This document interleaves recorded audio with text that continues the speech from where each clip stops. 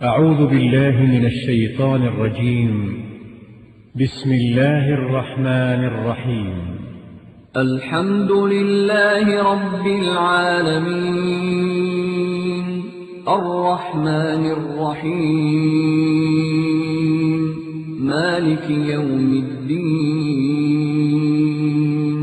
إياك نعبد وإياك نستعين اهدنا الصراط المستقيم صراط الذين أنعمت عليهم غير المغضوب عليهم ولا الضالين.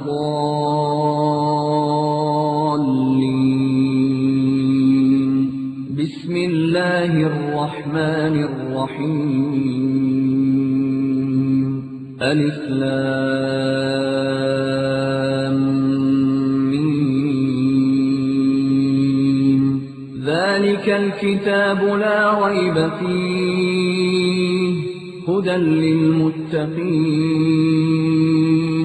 الذين يؤمنون بالغيب ويقيمون الصلاة ومما رزقناهم ينفقون.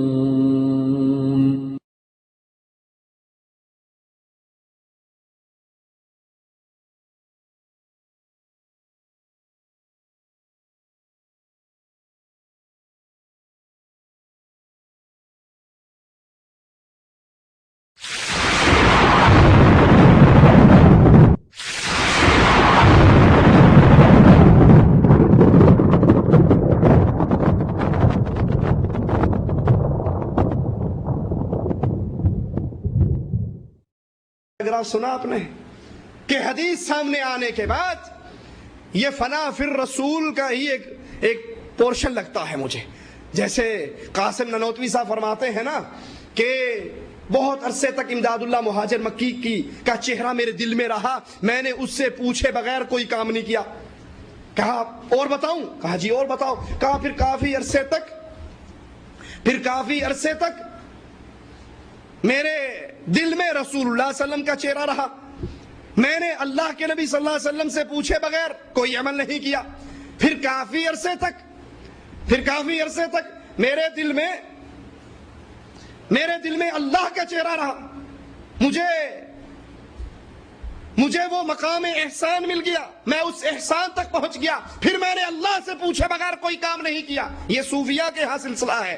فنا فی الشیخ, فنا فی الرسول, فنا فی اللہ. سید مودودی صاحب کہتے ہیں کہ جو قرآن و حدیث کا کثرت سے مطالعہ کرتا ہے اس کی روح محمدی میں گم ہو جاتی ہے, اس کا مزاج رسول بن جاتا ہے. پھر اس کے سامنے ایک ضعیف, موضوع, منقطع, من گھڑت روایت آتی ہے, لیکن وہ اندر کی آنکھ سے دیکھ لیتا ہے, وہ معرفت کی آنکھ سے جان لیتا ہے کیا واقعی یہ کلام رسول ہے یا نہیں. اور اس کے سامنے ایک صحیح ترین روایت آتی ہے, لیکن وہ سمجھ لیتا ہے کہ یہ روایت مزاج رسول کے خلاف ہے, مزاج اسلام کے خلاف ہے. اگر نبی کے سامنے یہ مسئلہ پیش کیا جاتا تو پھر اللہ کے نبی اس مسئلے میں یوں کہتے, وہ اس سوچ کے ساتھ خود ہی فتویٰ دے دیتا ہے.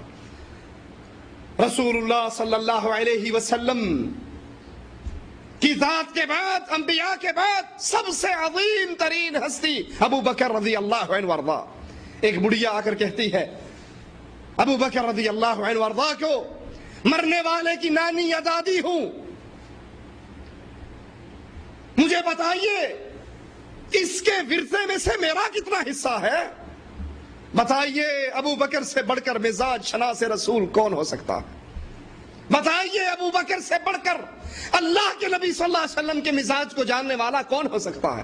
پوچھ رہی ہے میرا حصہ کیا ہے, جواب میں کہتے ہیں مجھے رسول اللہ صلی اللہ علیہ وسلم کی کوئی حدیث اس مسئلے میں یاد نہیں, میں اپنے اصحاب کرام سے پوچھوں گا, کوئی حدیث یاد ہوگی تجھے جواب دے دیا جائے گا.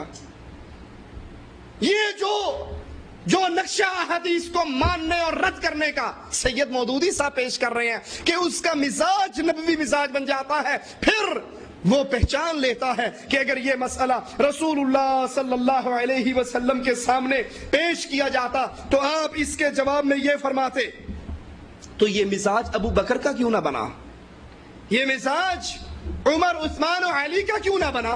وہ ایک ایک مسئلے کے اندر کیوں اللہ کے نبی صلی اللہ علیہ وسلم کے احادیث کو دیکھتے, معاویہ رضی اللہ عنہ وارضا بیت اللہ کا طواف کر رہے، ایک ایک پتھر کو ہاتھ لگا رہے، چوم رہے۔ ابن عمر رضی اللہ عنہما امیر معاویہ کے اس عمل کو دیکھتے ہیں اور پوچھتے ہیں امیر معاویہ یہ کیا کر رہے ہو؟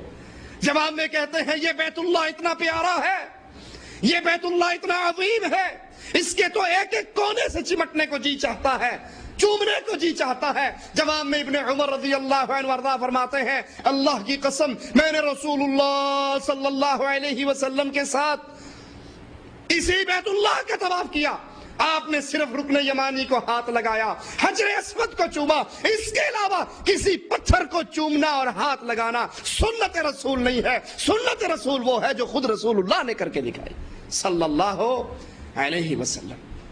یہ آج 1400 سال 1500 سال کے بعد کسی کا مزاج ایسا بن جائے کہ وہ مسئلے کو دیکھ کر سمجھ جائے کہ اگر یہ مسئلہ رسول اللہ کے سامنے آتا صلی اللہ علیہ وسلم تو آپ جواب میں یہ کہتے یہ مزاج امیر معاویہ کا کیوں نہ بنا؟ وہ کیوں بیت اللہ کے ایک پتھر کو ہاتھ لگا رہے ہیں؟ ابن عمر روک رہے ہیں کہ یہ عمل رسول اللہ صلی اللہ علیہ وسلم کا عمل نہیں۔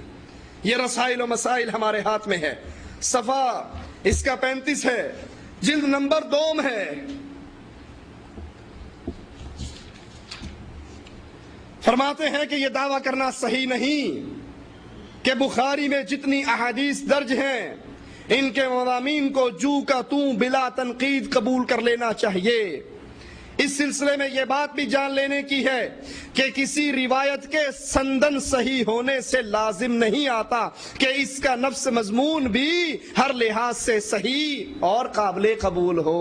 محدثین بھلے کہہ دیں کہ یہ حدیث قابل قبول ہے، یہ حدیث ٹھیک ہے، لیکن لازمی نہیں کہ ہم اس کو ماننے کے بعد، اس روایت کو دیکھنے کے بعد یہ کہہ دیں کہ نہیں، چونکہ حدیث میں یہ روایت موجود ہے اور صحیح ہے، لازمی ہو کہ اس کا مضمون بھی ٹھیک ہو سکتا ہے محدثین تو اسے ٹھیک کہہ رہے ہیں اور حقیقت میں یہ ٹھیک نہ ہو۔ غامدی کو سارا مواد تو آپ نے گھر سے دے دیا، منکرین حدیث کو اسلحہ تو آپ نے فراہم کر دیا، جب آپ نے اس میں شک کے دروازے کھول دیے اب تو جس کا جی آتا ہے۔ وہ ایک مولوی صاحب کی میں کتاب پڑھ رہا، اس نے کہا یہ حدیثیں ساری من گھڑت ہیں۔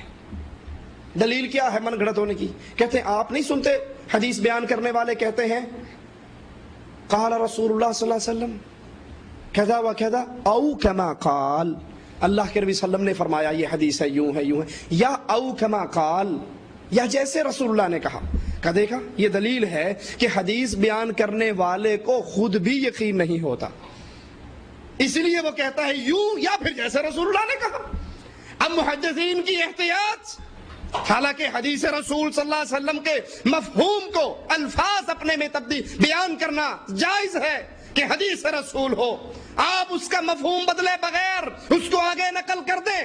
محدثین تو یہ جملے کہتے ہیں تاکہ ہر طرح کی پکڑ سے وہ بچ جائیں، ایک ایک جملہ رسول اللہ والا بیان ہو، وہ اس احتیاط سے یہ جملے کہتے ہیں، اور دلیل دینے والے کہتے ہیں دیکھو جی یہی دلیل ہے اس حدیث کی جھوٹی ہونے پر۔ ساز و سامان تو ہم نے گھڑ کے ان کے ہاتھ میں دے دیا کہ محدث صحیح کہے وہ ضعیف ہے، محدث ضعیف کہے وہ صحیح ہے۔ یہ رسائل و مسائل جلد 1 صفحہ 176 اس پر بیان فرماتے ہیں